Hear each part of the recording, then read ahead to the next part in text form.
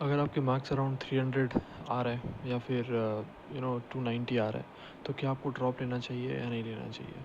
अभी देखो 27th को आपके रिजल्ट्स आ जाएंगे, आपको अपनी rank you will get to know your rank. But lower end की अगर बात करें तो मैं इसमें 2-3 टॉपिक कवर करना चाहूँगा। सबसे पहले तो अपना टॉपिक यही होगा कि अगर आपके 300 मार्क्स आ रहे हैं, if you are getting 300 marks, should you take a drop और नॉट? अकॉर्डिंग टू मी, अगर आपके 300 मार्क्स बन रहे हैं तो रैंक भी I think it will be lower only. तो आपको उन सभी बच्चों के साथ compete करना है या फिर उन सभी बच्चों के साथ अपना 3 साल you have to complete your 3 years of MCA with them। या तो वो लक से आ गए होंगे आपके साथ या फिर वो उतने इंटेलिजेंट नहीं होंगे। So I think it's not worth it to, if you're getting 300 marks and then you are going to an NIT, because there are 3 reasons behind this। सबसे पहले तो आपको आपके जो peers होंगे, जो आपके ग्रुप होंगे, वो उतने स्मार्ट नहीं होंगे जो आपको रिक्वायर्ड होता है to get succeed generally, I'll say, because the environment in which you are living you know makes a huge change what you are going to be, right? So 300 marks है, अगर rank भी around 900 और 700 plus ही जाएगी, तो आपको consider नहीं करना चाहिए। अगर आपको ट्रिपल आईटी वडोदरा मिल रहा है, then you can consider that, okay, triple IT Vadodara is actually good, okay।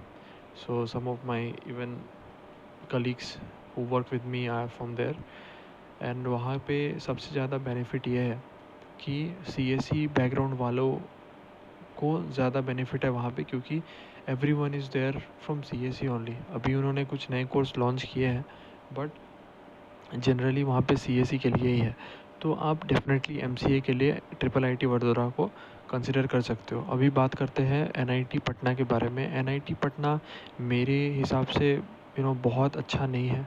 क्यों मैं बोल रहा हूँ ये सब? क्योंकि MCA वहाँ पे पहले बंद हो चुका है। ठीक है, क्यों बंद हुआ था? क्योंकि बच्चे वहाँ पे एडमिशन लेना नहीं चाह रहे थे। अभी उन्होंने स्पेशलाइजेशन लॉन्च किया है, लेकिन स्पेशलाइजेशन लॉन्च करने से क्या लगता है आपको कि कोई डिफरेंस आएगा क्या? किस तरह के बच्चे वहाँ जा रहे हैं? ठीक है, आप अगर आप लास्ट ईयर की रैंक भी देखो तो अराउंड 800 तक क्लोज हुआ था, जो कि आई थिंक अब क्वालिटी स्टूडेंट की क्वालिटी देखो आप, ठीक है, कि कैसे बच्चे वहाँ पे जा रहे हैं, आपको खुद समझ में आएगा कि मैं क्या बोलना चाह रहा हूँ। और अगर बात करते हैं कि NIT अगरतला के बारे में बात करते हैं, NIT अगरतला कंसिडर नहीं करो तो बेहतर है। ठीक है, अभी देखो जिनको लेना है वो तो लेंगे ही, ठीक है, जिनको लेना है वो लेंगे, आपके कोचिंग वाले भी बोलेंगे कि ले लो। बट क्या आप एक्चुअली में चाहते हो कि आप उन सभी बच्चों के साथ अपना 3 साल स्पेंड करो जो कि लक बाई चांस और तुक्के से या फिर बहुत स्मार्ट नहीं थे फिर भी आ गए आपके साथ? बिल्कुल नहीं, राइट? तो आप ऐसे ईयर को चुनो। 2026 मेरे ध्यान से I think will be yours. अगर आप अच्छे से पढ़ाई करते हो 2025 में, और 1 साल का ड्रॉप मैटर नहीं करता है, ठीक है। अगर आप जनरली बहुत सारे कोचिंग सेंटर्स में देखोगे या फिर ऐसे भी आपने अभी अगर एग्ज़ाम क्लियर किया, तो आपके साथ जो बच्चे होंगे आई थिंक ऑलमोस्ट उसमें से 60% ऑफ देम ड्रॉप आउट ही होते हैं, 60-70% ऑफ देम, ठीक है, और वो सक्सेसफुल होकर NIT त्रिची, वारंगल, इलाहाबाद जैसे कॉलेज में जा रहे होते हैं, ठीक है। तो अगर मेरी मतलब मेरा सजेशन लो तो NIT पटना, NIT अगरतला और NIT मेघालय को, तो मतलब यार देखो, सबसे पहली बात तो NIT मेघालय में इंफ्रास्ट्रक्चर ना के बराबर है। आप खुद भी देख सकते हो उनके वेबसाइट पे जाके, ना के बराबर है, और प्लेसमेंट के रिकॉर्ड भी बहुत अच्छे नहीं हैं। And coming to the MCA, तो देखो 20 सीट्स है बस, ठीक है, 20 सीट्स है, लोअर रैंक वाले बच्चे NIT मेघालय में जाएंगे, ठीक है। तो आप अपने आप को रोक सकते हो वहाँ से, ठीक है। और NIT मेघालय में जाने की ज़रूरत नहीं है। अभी ये मेरा पर्सनल ओपिनियन है, ठीक है। आपके कोचिंग वाले आपको बोल सकते हैं कि एक साल बर्बाद हो जाएगा, नहीं होगा, there will be no loss, okay. अगर आप अच्छे से प्रिपेयर करते हो 1 साल और आप नेक्स्ट ईयर ट्राई करते हो, तो definitely you will get a good college.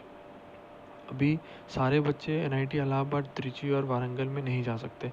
तो इसीलिए मैं बोलता हूँ कि टॉप 5 जो एनआईटीज़ है, टॉप 6 एनआईटीज़ है, वहाँ पे आप कंसिडर कर सकते हो जाने का। बट मेरे ओपिनियन से एनआईटी पटना, अगरतला, मेघालय, ये सारी, और एनआईटी रायपुर को भी कंसिडर कर सकते हो आप, है ना। मैं कंसिडर नहीं करता, बट आप कर सकते हो। तो ये सारी बातें हैं। तो डेफ़िनेटली अगर आपको कोई भी और इश्यूज़ है कि मैंने ऐसा क्यों बोला कि इस कॉलेज में नहीं जाना चाहिए, तो आप डेफ़िनेटली कमेंट सेक्शन में मेरे से पूछ सकते हो, और मैं अपना पर्सनल ओपिनियन बताऊंगा आपको कि मुझे ऐसा क्यों लगता है, ठीक है। क्योंकि अगर आप मान लो लास्ट ईयर ही एनआईटी पटना में एमसीए स्टार्ट हुआ है, अभी आप बोलोगे कि कोई ना कोई तो उसमें जाएगा ही, तो आप क्यों नहीं जा सकते? आप क्यों नहीं जा सकते? इसीलिए आप ये वीडियो देख रहे हो, ठीक है। बाकी सारे जो बच्चे वहाँ पे जाएंगे, वो सारे बच्चे हो सकता है कि अपने कोचिंग के प्रेशर देने से चले गए हों, है ना। तो क्वालिटी ऑफ स्टूडेंट्स वहाँ पे बहुत अच्छे नहीं होंगे, ठीक है। और बात करते हैं कि प्लेसमेंट्स के बारे में। अभी एनआईटी, बाकी एनआईटी अगरतला, मेघालय, पटना, बहुत अच्छे प्लेसमेंट मैं नहीं बोलूँगा, ठीक है। जिस लेवल के प्लेसमेंट बाकी एनआईटीज़ में होती है, उस लेवल की प्लेसमेंट तो बिल्कुल नहीं है। और जब starting he AI and IoT and data science से है, तो आप मुझे बताओ कि कमिंग नेक्स्ट 3 इयर्स, अगर जो पहला बैच है 2024 में, 2027 में वो प्लेसमेंट होती है उनकी, तो क्या गारंटी है कि उस समय आईओटी का डिमांड होगा, या फिर एआई का डिमांड होगा, या फिर डेफिनेटली डिमांड तो सारी चीज़ों का होगा, लेकिन क्या आपको लगता है कि आपको उस डेप्थ में जाने की ज़रूरत है? क्योंकि जितनी भी बड़ी बड़ी कंपनियां आती है, उनको कोर स्किल्स चाहिए होता है, ठीक है। सॉफ्टवेयर डेवलपमेंट में उनको रोल देना होता है, ठीक है। तो मेरे ख्याल से वो आपके लिए इम्पोर्टेंट नहीं है, स्पेशलाइजेशन करना आपके लिए इम्पोर्टेंट नहीं है, ठीक है। आप जनरल एमसीए करो, वो ज़्यादा बेनिफिट होगा। और मेरे से पूछो, अगर आप लोअर एनआईटीज़ लेने जा रहे हो, ठीक है, तो कंसिडर करो कि आप बेटर देन दैट, अगर आप कंसिडर करो कोई भी प्राइवेट कॉलेजेस को, बहुत सारे प्राइवेट कॉलेजेस हैं जिनके एडमिशन भी हो सकता है बंद हो गए, बहुत सारे अभी चालू होंगे, ठीक है। आप उनमें ट्राई करो कंसिडर करने का। और नहीं, अगर आपका ये फर्स्ट ड्रॉप है, तो फर्स्ट ड्रॉप ले सकते हो, ठीक है। और नेक्स्ट ईयर आपके पास एक एज हो जाएगा, क्योंकि आपने पहले से प्रिपरेशन कर रखा है। 300 मार्क्स अगर आप टफ पेपर में ला सकते हो, तो 500 to 600 मार्क्स अगर आप नेक्स्ट ईयर मॉडरेट या फिर हार्ड पेपर भी आता है, तो आप 450 से 500 मार्क्स ले आओगे, राइट, यू नो दिस। तो 300 मार्क्स वाले जो भी है, या फिर जिनको भी एनआईटी पटना, या फिर एनआईटी अगरतला, एनआईटी मेघालय वगैरह प्रेफरेंस में रख रहे हो, तो आपकी चॉइस, मतलब I don't think so that is correct. आपके पैसे भी चले जाएंगे, आपको सीट मिलेगी भी, तो वो सीट आपके लिए बेनिफिशियल नहीं होगी, ठीक है। तो लेकिन जो जा रहे हैं उनको जाने दो। The quality of students that will go there will not be that good, even I know, and even you should know, okay. तो यही था मेरा बात। मैं देख रहा था कि कितने मार्क्स पे कट ऑफ कितना जाने वाला है, कितना जाएगा। अभी कितना भी टफ़ पेपर हो, कितना भी टफ़ पेपर हो, जो बच्चे, जिन जिन भी बच्चों ने प्रिपरेशन किया है, अराउंड 10,000 बच्चों ने अगर एग्ज़ाम दिया हो, तो उसमें से 2,000 बच्चों ने तो अच्छे से प्रिपेयर किया होगा। अभी उसमें से 500-600 टॉपर भी रहे होंगे। तो यार, ऐसे पेपर में भी 400 मार्क्स ला सकते हैं लोग, ठीक है। 400 मार्क्स ला सकते हैं, और 350 से लेके 400 के बीच में मैक्सिमम क्राउड लाई कर रहा होगा। तो अगर आपके 300 मार्क्स है, अगर आपको ये सारे एनआईटी जिसके बारे में मैंने बताया आपको, अगर वो मिल रहे हैं, तो आप उनको कंसिडर मत करो, ठीक है। आप नेक्स्ट ईयर ट्राई करो। कोचिंग सेंटर वाले तो डेफिनेटली आपको प्रोवोक करेंगे कि आप चले जाओ, या फिर नेक्स्ट ईयर क्या होगा, कहीं टफ पेपर आ गया तो क्या होगा। ये सारी बातें बोल कर डराते हैं वो आपको, क्योंकि उनको भी अपना रिज़ल्ट वहाँ पे लगाना है कि ये बच्चा मेरे कोचिंग से निकला था, बट एक्चुअली में वो सीट आपने ली ही नहीं, ठीक है। हाँ, अगर आपको डीयू में कोई कॉलेज मिल रहा है, जैसे डीयू में मैं बता रहा हूँ आपको, डीयू इट्सेल्फ अगर मिल रहा है आपको, वो ले सकते हो। फिर से एचसीयू मिल रहा है, वो ले सकते हो। फिर से आईपी यूनिवर्सिटी में भी ले सकते हो। बट लोअर एनआईटीज़ में 3 साल का एमसीए जाके करना, I think it's not worth it. और आपके प्लेसमेंट में भी दैट लेवल ऑफ हेल्प नहीं हो पाएगा, क्योंकि आप खुद सोचो, आपने 3 साल की एमसीए की, आपने 3 साल की एमसी की और आप नॉर्मल पैकेज पे ही सेटल कर जा रहे हो, वही सेम पैकेज आपको 2 साल के एमसीए में मिल जा रही है, तो आप क्यों जाओगे उसके लिए, right? So try for this and consider करो ट्रिपल आईटी वडोदरा को, and NIT Patna, NIT Agartala, NIT Meghalaya को तुम ड्रॉप कर सकते हो। अभी एनआईटी दिल्ली भी ऐड हुई है, एनआईटी दिल्ली को भी कंसिडर कर सकते हो, वो भी एक अच्छा कॉलेज है। वहाँ से भी मेरे बाकी साइंस वाले जितने मेरे फ्रेंड्स थे उनमें से एक दो वहाँ पे भी थे, उनकी तो प्लेसमेंट भी होगी, अच्छी प्लेसमेंट हुई वहाँ से। और सीएसई वालों को हर जगह बेनिफिट है, ओके? आप एमसी वालों से आते हो, सीएसई के लिए लोकेशन अच्छा है।